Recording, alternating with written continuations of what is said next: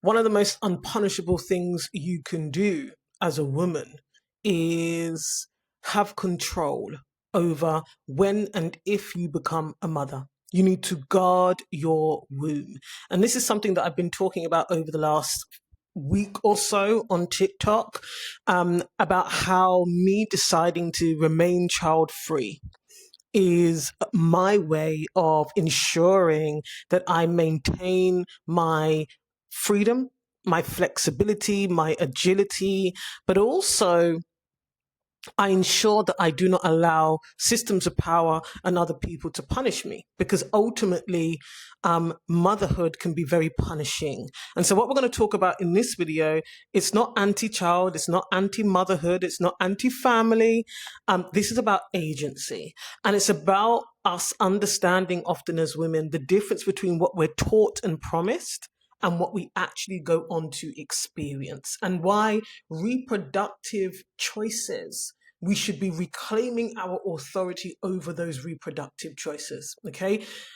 Motherhood is one of those few decisions that permanently changes the trajectory of your life as a woman. And it's so funny because often when I'm on TikTok live, there'll be lots of young women, late teens, early 20s, who come on and they ask me questions, more so about, what should they need do know at that age. And I don't really have much to say because, when you're young, it's a glorious life ahead of you. It's not my place to tell young women what to do or give any advice per se. But the one thing that I always do say is there's hardly anything permanent in life except for motherhood.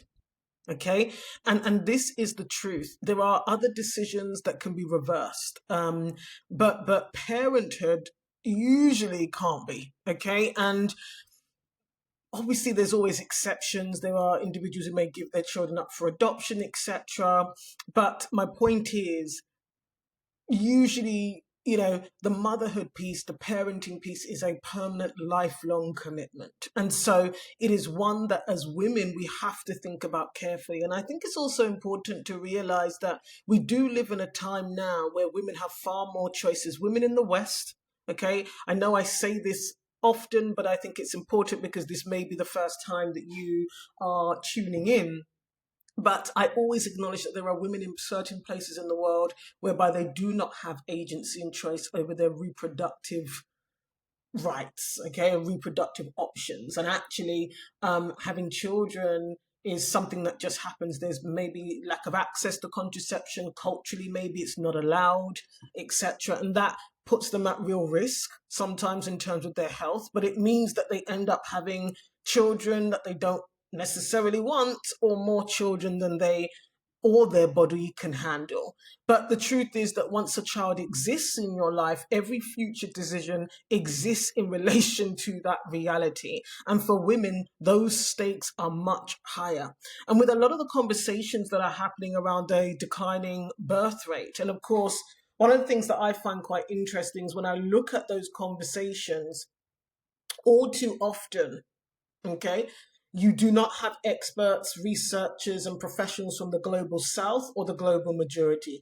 These are conversations that are happening very much in terms of Europeans, okay, and them wanting to increase the birth rates. And now we're seeing even women participate in this kind of discourse in trying to encourage other women indeed to have so-called family values and have children. And what is very interesting is that where before they were ignoring women who were talking about the fact that actually, pregnancy is a risk. It's very risky. So is childbirth. And look, the fact of the matter is, if you're a black woman, you're at least 3 times more likely to die in childbirth because of racism, medical racism. It's very specific. And so what I have seen is this shift from just completely ignoring some of the very valid concerns that women who are hesitant about having children have, to now kind of trying to diminish, okay, or drown out those arguments with statistics, etc., in a way to prove or influence and pressure women into thinking, no, there's no need for you to be worried about your body and the 56 known symptoms of pregnancy and the unknown ones. No need to worry about losing your teeth, maybe, and postpartum depression. And no need to worry about the fact that generally speaking, women are doing most of the childcare, especially in the formative years. I've seen so many people now argue that the men of today are the most active men of all time in their children's lives, and actually men are doing more housework than their ancestors, right? All of that nonsense. You, as a woman, when you're an adult woman in particular, you must be looking very carefully at the choices that you are making. It is your body, it is your life. And so you have every right to rightfully reclaim your authority over your reproduction. That is critical. That is very important. And you should not allow yourself to be dissuaded, de-influenced, okay, from listening to your internal voice. The truth of the matter is, as a woman, you shouldn't have children unless you are 100% sure that you can commit to the lifelong responsibility and commitment of parenthood. A man telling you that he loves you today does not mean he's always going to be there. It genuinely doesn't, okay? In fact, that man could pass away. There all sorts of things can happen whereby you end up being the sole carer for these children. And that's why, as you know, I talk a lot about why it's so important for women to be adults when they're making these decisions. And I find it bizarre that often, women will say to me, Ashanti, you're being harsh. But I'm not. Having children is an adult choice. It's an adult responsibility. And therefore, one has to think, do I have the emotional resources? Do I have the financial resources to commit in the long term for life to being a healthy, present, functional parent for this child? And I've always said that, me personally, look, every person ends up in therapy for one reason or another, whether it's formal or informal. But if I had children, I never want them to be in there saying I was a dysfunctional, toxic, abusive, unhealthy parent. Okay, the bar is very low these days. And I think the reality is the expectations of mother and father are so different. They really are. And so the stakes are often higher for women. If you become, if you get in, if you have, mental health challenges, difficulties as a woman, you will always be judged. You will always be judged, whether you are a stay-at-home mother, a working mother, it does not matter. The system of motherhood, okay, has a very narrow perspective on what good enough mothering looks like. And so it is so important for each woman to be informed and do not allow your own hormones sometimes, because of course women get to they go through stages, right? And it's different for every woman. I remember when I was about 27, 28, there was a physiological change in my body where literally on a bodily level, I wanted to reproduce.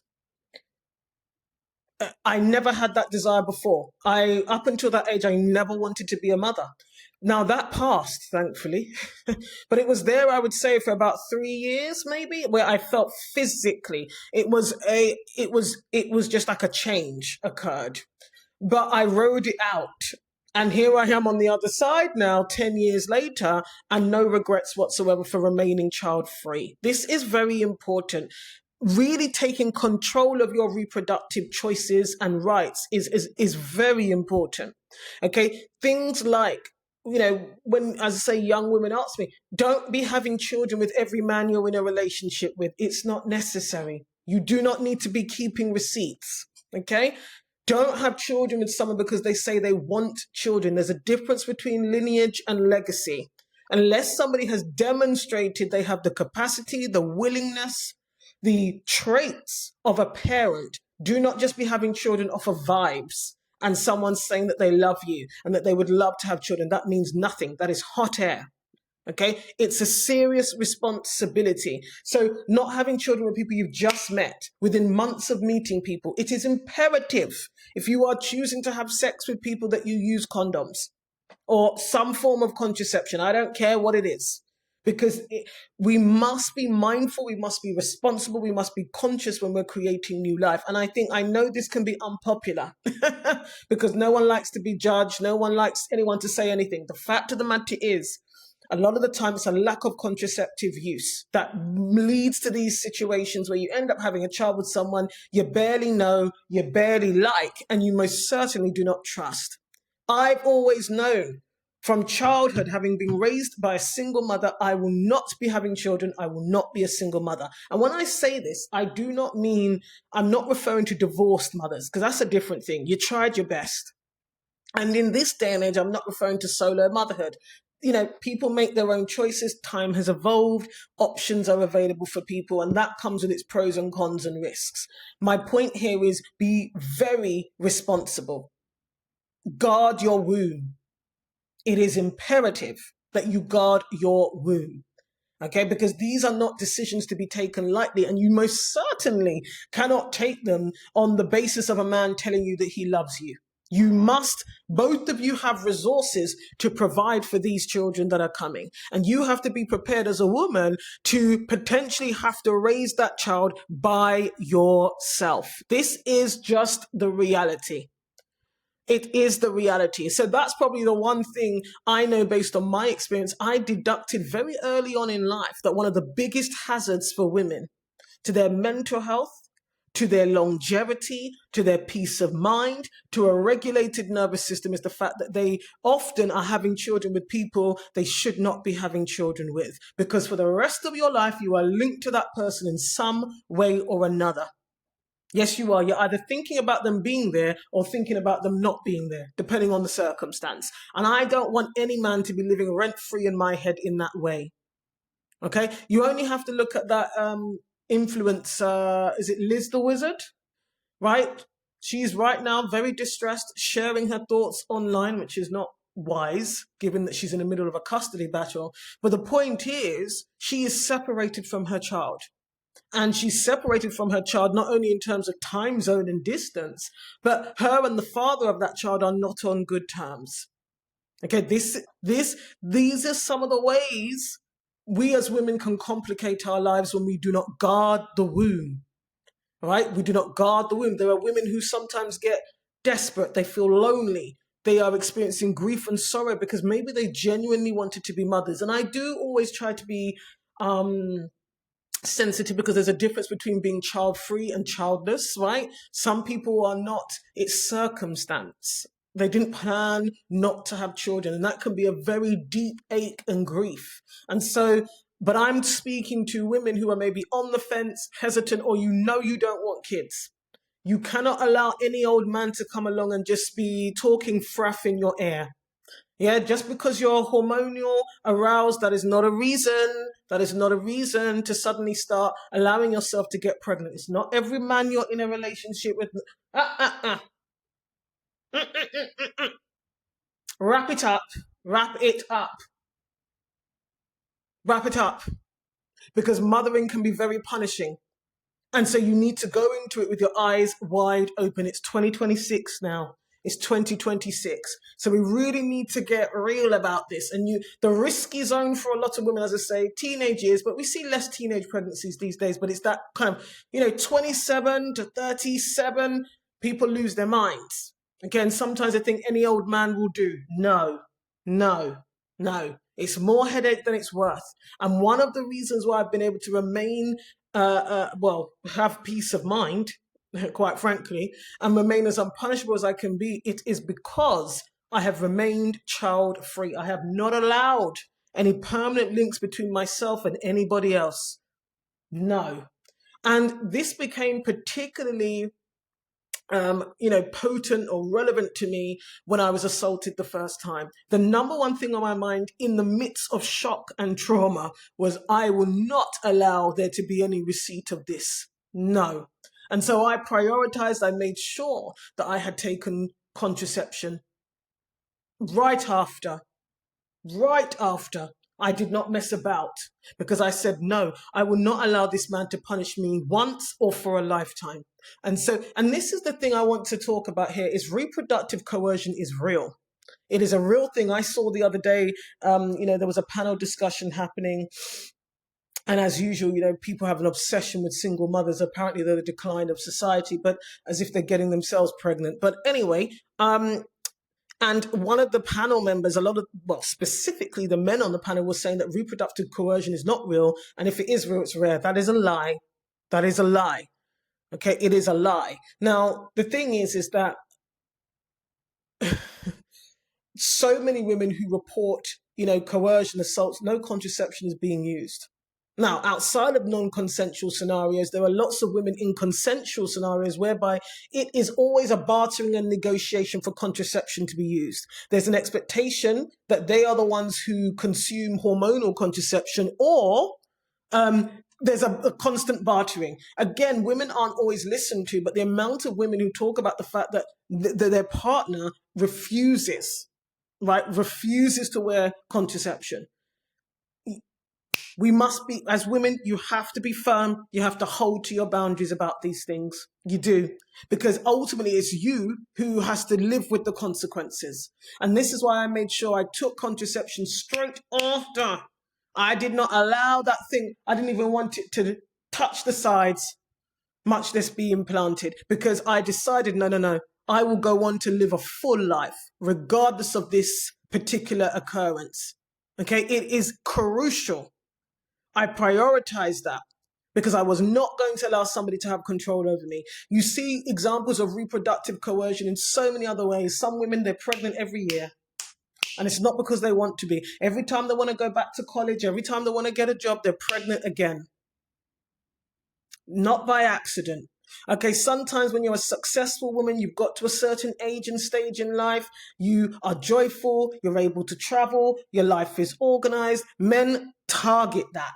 They see that and they think, I'm going to slow her down. I've had that kind of vibe before around me because they can't keep up with me. They're always saying, oh, every time I see you're doing something different, you've got a different car, you're traveling here.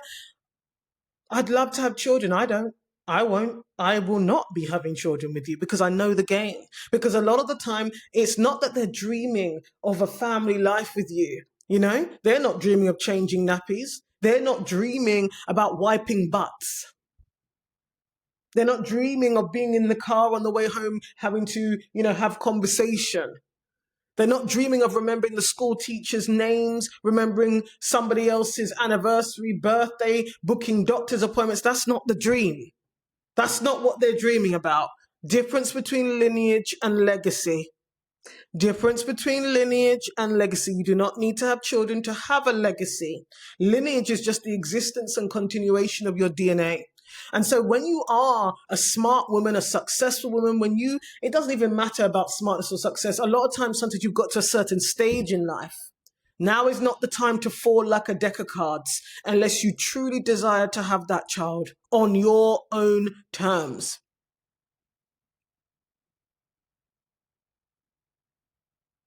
Because motherhood will permanently bind you to somebody else. That's what it does.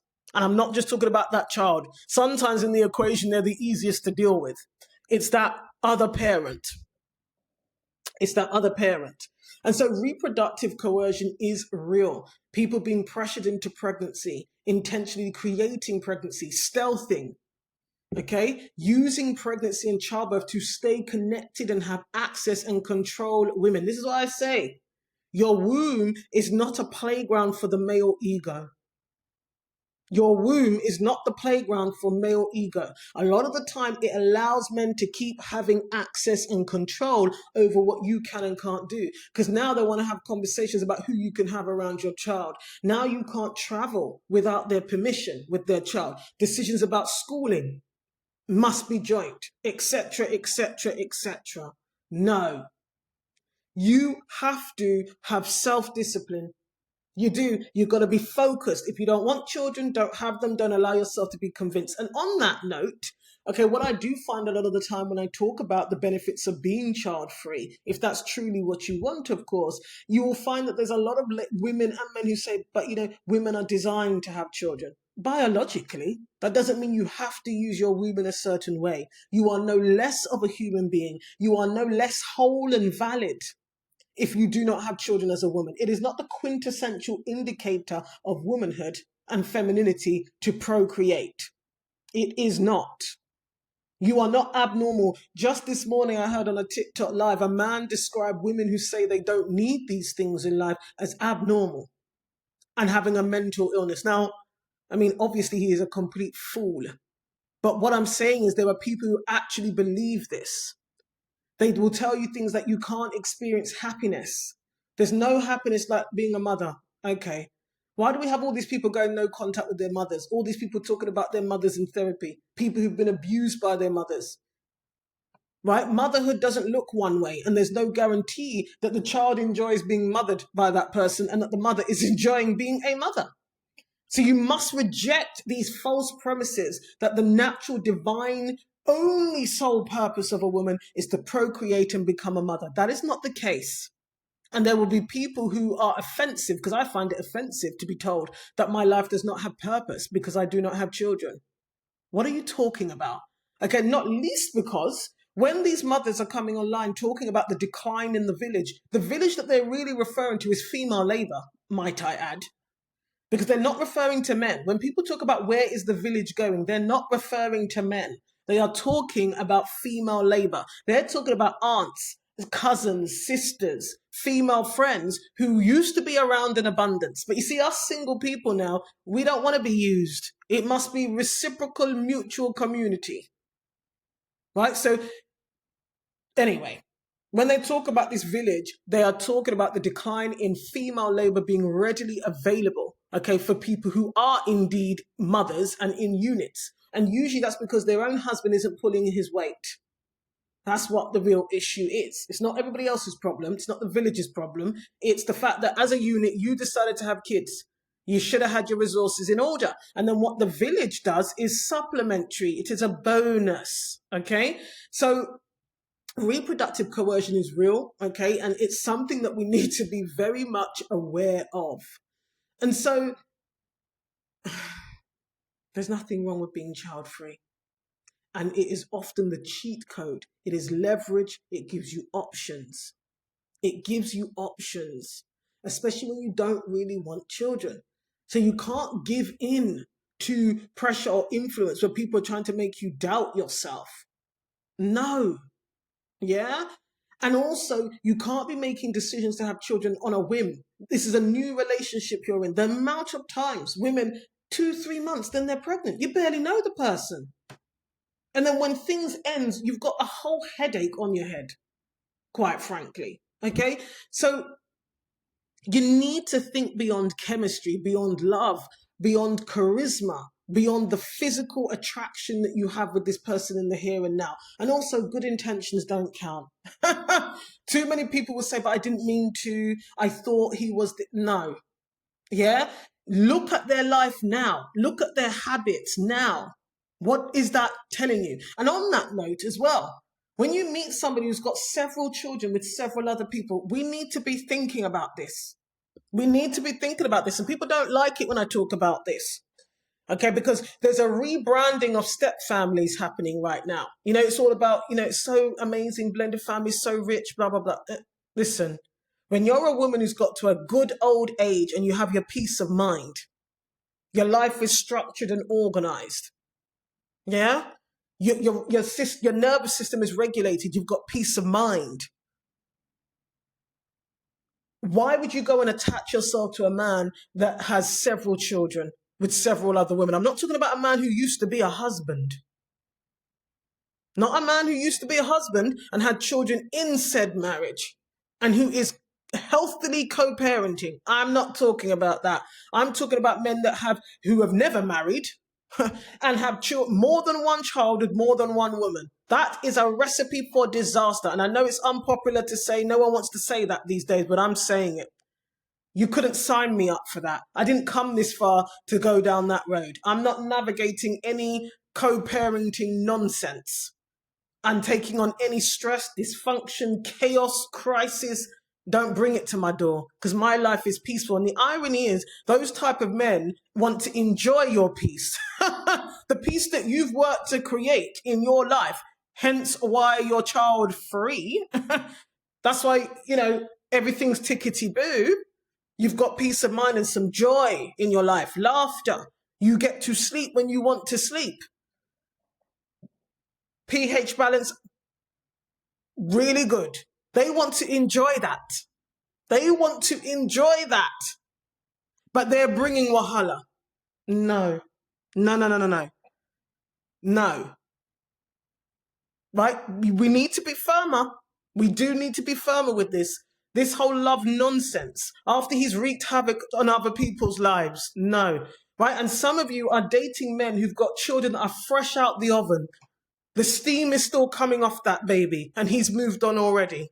One has to really examine, why are you having so many casual relationships in which you are not using contraception? And I have to keep bringing up this part because a lot of people aren't using contraception in the first place. That's the real truth.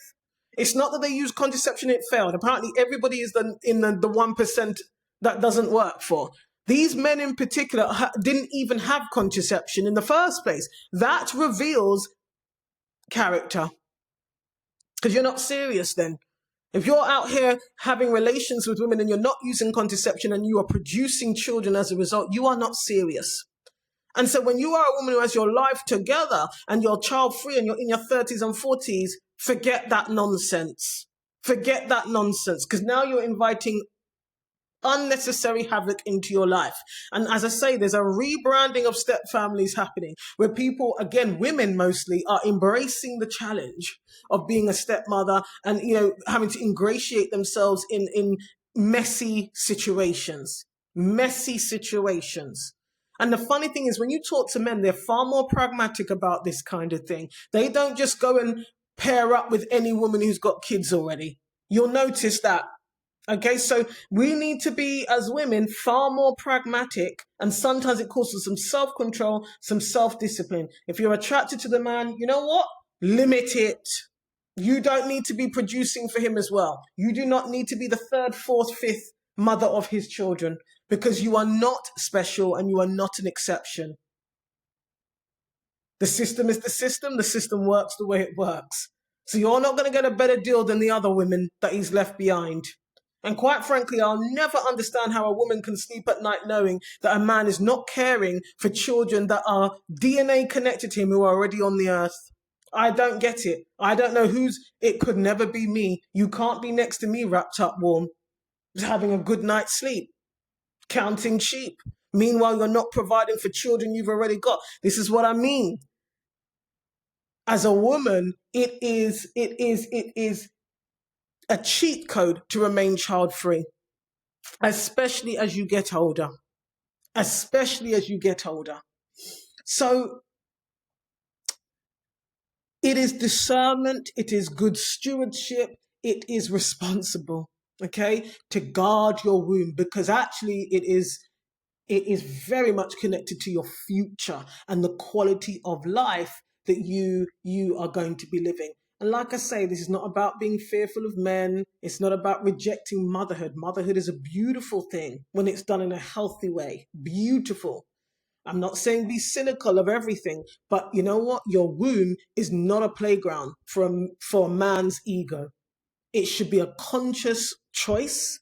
It should not be made by accident, hopefully, under coercion or pressure or fantasy or an attempt to keep a relationship alive or an attempt to, escape from boredom in your own life. That's another thing. Your children really aren't meant to be your best friends. They're not meant to be giving you purpose in life because they grow up and leave. So it's actually quite unhealthy to say that you had no purpose before you had kids and that they are the reason that you exist. I mean, yeah. I don't know about that. That doesn't seem too healthy, which is why, again, I tend to ignore the comments that come my way that say, actually, you're a selfish human being because you don't have children and you don't want children. So, anyway, I talk about all of these things, of course, on Substack in more detail. I do love to write, so go over to Substack and subscribe and join us over there. We have a beautiful community over there of great people on Substack. And these are the types of conversations we have, particularly when you are single and child-free. It is great to be in spaces and communities with other women from around the world who are unraveling and breaking these types of invisible contracts. So we do that in the Unpunishable Woman Intensive. The link for it is somewhere either above or below. Grab your spot. We start in July.